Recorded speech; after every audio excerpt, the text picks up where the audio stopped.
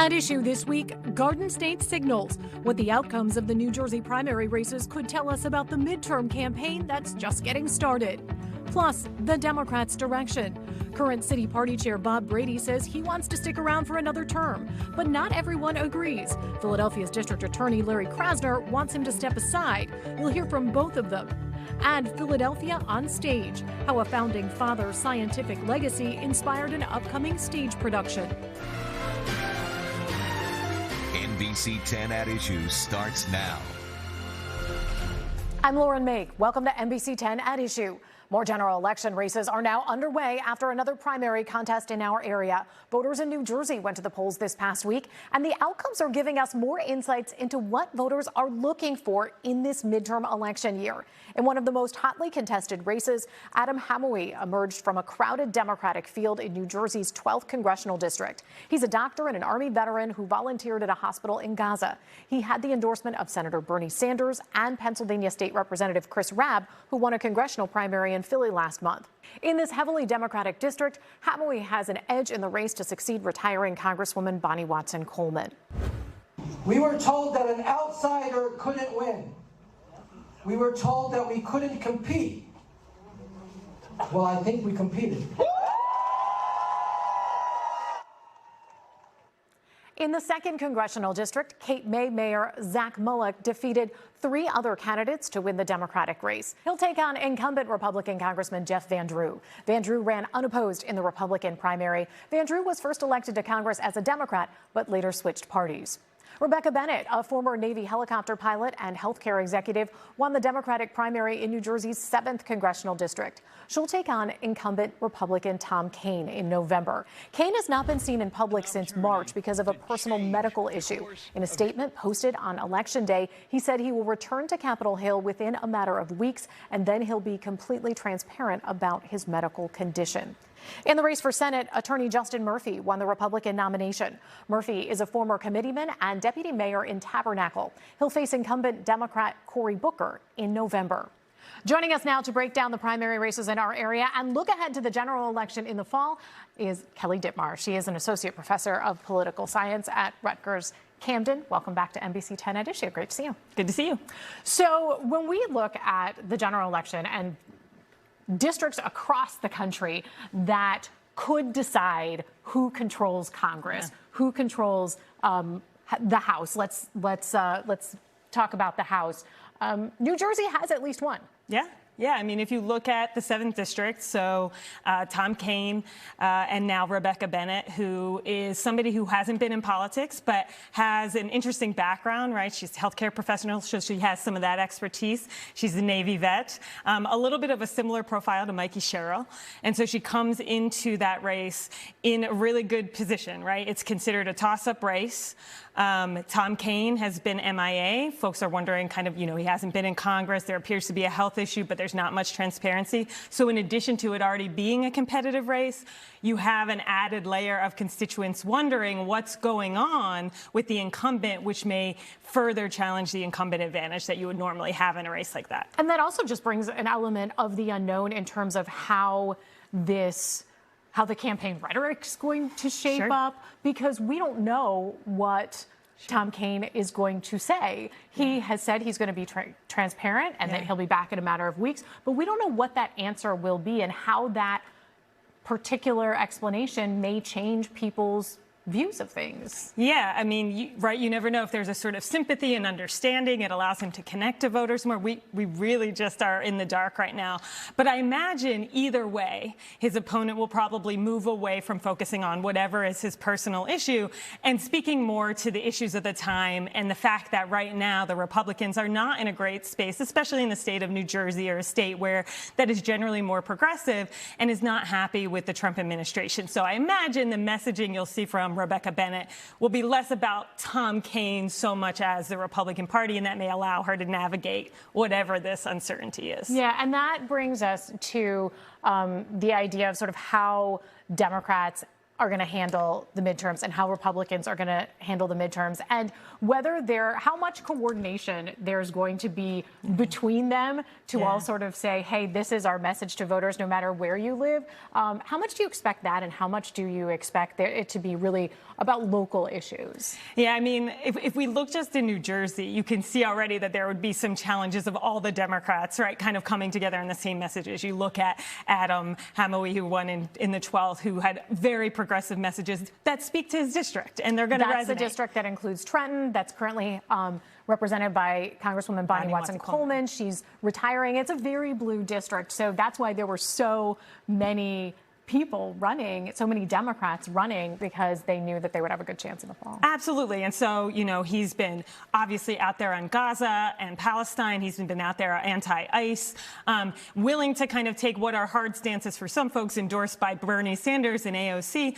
That may not resonate in the same way in the 7th district. And so you have to be careful if you're, for example, the Democrat running in that district, not to say, hey, we don't generally support the same values, but you might not speak to those issues as much as you will speak to things like affordability and the cost of gas. And you sort of we talked about kind of the two extremes, a more purple-ish district and then a really blue district. But then there's the 2nd district, which is represented by Congressman Jeff Van Drew right now. It includes Atlantic County, includes Cape May County, kind of goes down around South Jersey up into Gloucester County as well. And that is a district that is red, but Jeff Van Drew held that seat as a Democrat. At one point, Democrats would like to get it back. Right. Do they have a shot? That's the question. I think this is like that district. I think about it, you know, nationally, we talk about the Texas Senate race, and every year somebody says, the Democrats are going to win this race. I think it's a really tough district for a Democrat to win, especially at this point where our politics, not just nationally, but even in the state, are very much about, like, if you have an R next to your name, I'm voting for you. If you have a D next to your name, I'm voting for you, right? And even though there's this discontent to the parties, it's very unlikely to get those Republicans to vote for the Democratic candidate. That's the hard shift, and vice versa. And so if you look at the last 2 cycles, Van Drew's won by margins of about 17, 18 points. Closing that gap, even in a year that is good for Democrats, will be a hard thing to do. It's not to say it's impossible, but right now, a couple of things that go against the nominee are, 1, the history and the demographics of the place. 2, it will be less about Jeff Van Drew and more about, you know, support of Donald Trump or not. So maybe that helps a little bit, but maybe not.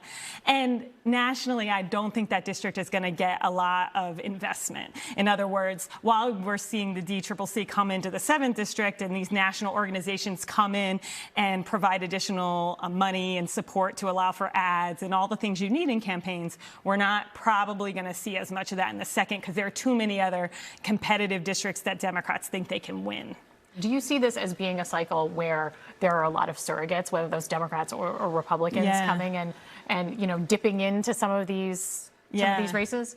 It's an interesting time when we think about surrogates, because at least for the Democratic Party, well, both parties, but in the Democratic Party, it is a question of which district you're in and which surrogates you want. Right? Like, so Barack Obama, who maybe a couple years ago folks would assume would play well everywhere, may not, right? May not play as well in the most progressive areas where some of the most kind of young progressive voters don't see him or other establishment Democrats at this point as being kind of a good surrogate or somebody that they want to back. So I think for both parties, but for Democrats in particular, you have to think about who those surrogates are. So I think we will see them, but I think they will be different. So you will have the AOC Bernie kind of progressive contingent making the rounds for some candidates in those districts, like we saw in the primary in New Jersey. And then you may have the more kind of establishment, a little more moderate folks in a district like the 7th to say, look, this person's solid. They're not extreme, right? And you should support them in this race. Interestingly, you might also have some former Republicans. And so they also act as this kind of contingent of surrogates, especially for Democrats. And I think in New Jersey, if somebody like a Christine Todd would, yeah, which we saw in the governor's race. Exactly. With her backing Mikey Sherrill. All right, Kelly Dittmar, great to see you. Thanks so much. Good to talk to you. Party leadership. What's the future of the Philadelphia Democratic Party? I'm talking to the party chair and the city's DA coming up. This is NBC10 At Issue. There is another election coming up in Philadelphia soon, but it is internal party politics. The longtime chair of Philadelphia's Democratic Party, Bob Brady, says he will run for another term as chair, but if ward leaders choose him, he believes it will be his last. Meanwhile, some Democrats, including the city's progressive DA Larry Krasner, are looking for a change. I sat down recently with both of them. First, here's part of my conversation with Chairman and former Congressman Bob Brady. Why do you want to do it again? I like the people. I like my ward leaders. I like what we built here. I don't know who will succeed me and how it will be, but I will. You haven't thought about it at all? Who might succeed you? I'm doing it now. Sure, I'm thinking about it now. I mean, I would always think about it now, like trying to get some of these younger men and women getting more involved and maybe let them help us out in the structure here. You said you're going to do some things differently. How do you envision the next few years in terms of what the party looks like when it comes to the wing of the party that is the Working Families Party, that is Chris Rabb, that is Larry Krasner? What role do they have to play in the party, do you think? They have as far as I'm concerned, they got a major role. They're Democrats. We're going to put it together. We're going to reach out to them. We're going to hopefully that they're going to come in and join in with us. And we're going to be together again, reaching out to tell them we need them, we want them, and to make sure that we're all together again. What if they don't want to be part of the party as it is? I'm not feeling that at all. You're not feeling that? No, because I've been doing that. This is what 10 days after an election, maybe you want to lose track of time, you know. But no, I haven't got any resistance. Matter of fact, I got a lot of people that are happy about the fact that we are reaching out. I am reaching out, you know. And I reached out before the election. You'll understand, I didn't hurt anybody. I didn't take any resources away from wards that were not supporting of the street campaign. I didn't take anything away from them. I gave them every resource that we gave everybody else, and they kind of appreciated that because they maybe didn't think it was going to happen. I want to continue to do that. I didn't give out the olive branch, out the olive tree, you know, to let them know again we're Democrats. We need to be together. We got big fish to fry. You said you are now sort of starting to think about who might take your place eventually. Will this, if you win this next election for chair, it's a 4-year term, right? Yes. Will this be your last term? I believe so. You believe so? Yeah, I don't think I'm going to. Yes, I think I'm going to do everything I can to try to keep this party together. I think it's right now my role now, and I've been pretty successful in throughout my career, is to put people together. I'm going to try to put all our people together, and then we'll see what happens from that on in, and then maybe we get some good ideas. We're already talking to people about their ideas, and we're going to incorporate them, you know, and we're going to continue to go forward, you know. Is there anything that would make you say, no, it's not my last term, I'm going to? No, I'm going to, I believe that I want to spend these next 4 years in my term putting back the pieces, putting back the party together.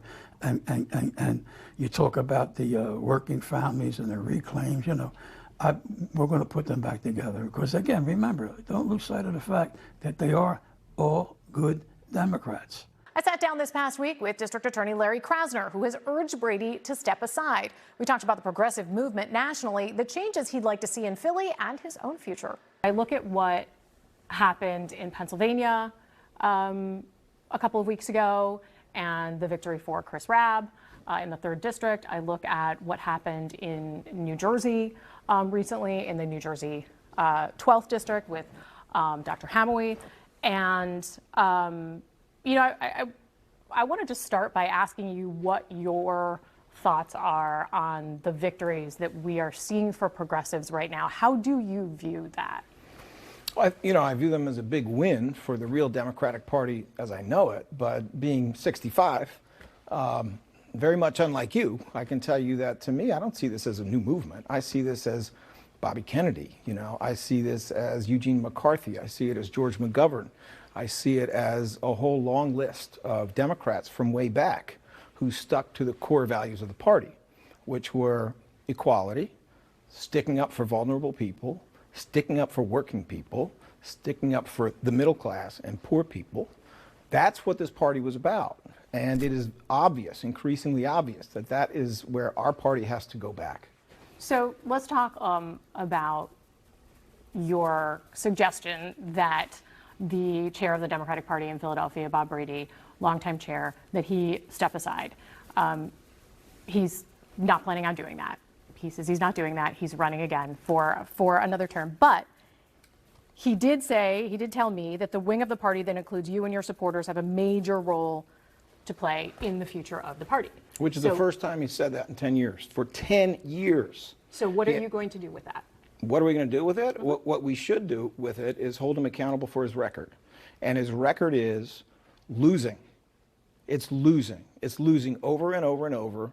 While he fought against progressives, he fought against the constituency that we're all about, which I've already listed, harder than he fights against Republicans. We should push against the compromise and the corruption that is in the Democratic Party right now, the rules that make the Democratic Party leadership in Philly about itself. Do you have any interest in being mayor of this city? I have an interest in there being excellent leadership in this city. I have an interest in making sure that all of the criminal justice reforms we've brought about, which have led to the best levels of public safety and the lowest levels of incarceration in my entire career, goes on. I don't want that defunded. I don't want money taken away from that. I don't want that used as somebody's political chip. So I don't have a specific plan to run for anything. I get asked about U.S. Senate. I get asked about the mayor's position. But I want to make sure that things are going the right direction. And however I can be helpful to make sure they go the right direction, that is something I consider.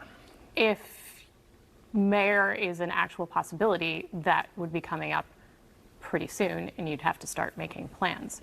Are you exploring anything to leave that door open for? I have no plan. You know, people come up to me all the time on the street or at a bus stop, or if I'm walking through City Hall and they ask me about U.S. Senate and they ask me about mayor, but I don't chase them down. I'm not having conversations with political insiders about it. It's, you know, and I have got. The door's not closed, though. The door is not closed to anything, but I have no plan, as I said before. You can hear my full interviews with both Philadelphia Democratic Party Chair Bob Brady and District Attorney Larry Krasner. Those episodes are available now on my Battleground Politics feed. It's available on NBC10.com, the NBC10 app, our NBC Philadelphia YouTube channel, or wherever you get your podcasts. Dramatic invention, just in time for America's 250th birthday. A stage production opening soon combines Ben Franklin's legacy and Philadelphia's Revolutionary era history with a scientific adventure. We'll speak to one of the creators straight ahead. This is NBC10 At Issue. This building is where Ben Franklin did some of his first experiments. The scientific legacy of founding father Ben Franklin is at the heart of a stage production coming to Plays and Players Theater starting this coming week. It's called Franklin's Key, and it's created and presented by the Pig Iron Theater Company. Historic local landmarks feature heavily in the play that is designed for all ages. Joining us now to tell us more about the play is co-writer Robert Quillenkamp. Welcome. Hi. Hi, so first tell us about the premise of Franklin's Key. What's this story about? This story is about a high school girl who's an inventor who stumbles into discovering what Ben Franklin really knew about electricity, which is more than anybody thought. So this is the premise of the show is what if Ben Franklin discovered that he could manage a substance called bioether, like electricity, and use it to manipulate the weather, to move objects, to do all kinds of what's essentially magic. And when this girl, through her own inventiveness, gets kind of pulled into this legacy, she ends up encountering secret societies and intrigue and has to save the city. And speaking of the city, there are some locations around our area that people that get a bit of a shout out that people are going to recognize. Tell us what to look for. Well, a lot takes place at the Philadelphia Museum of Art, where there is the famous painting of Ben Franklin drawing electricity from the sky. That painting plays a big role in the story. And there are other locations that arise throughout the play, notably where Ben Franklin is buried at Christ Church Burial Ground, and there are some other Easter eggs in there.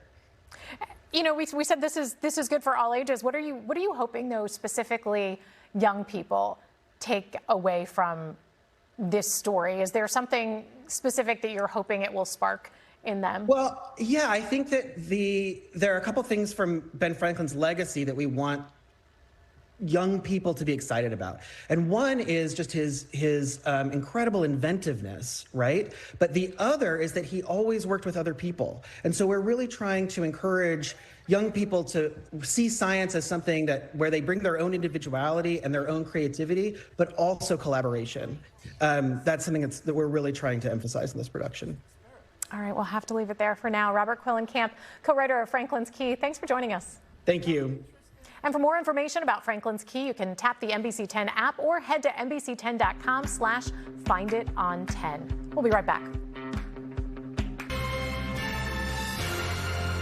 This is NBC10 At Issue. The FIFA World Cup 2026 is almost here. The first match of the tournament will be played this coming Thursday in Mexico City. Thursday is also the day the FIFA Fan Fest opens to the public on Lemon Hill. Fans can go there to watch live broadcasts of matches, enjoy live music, eat, and enjoy interactive activities. The first match at the Link is on June 14th. There will be 5 more matches after that at the Link, including a knockout game on July 4th. We have a full guide to connect you to all the FIFA World Cup excitement happening this summer. You can find all the details on NBC10.com and the free NBC10 app. That does it for this edition of NBC10 At Issue. Thanks for joining us. Have a great day.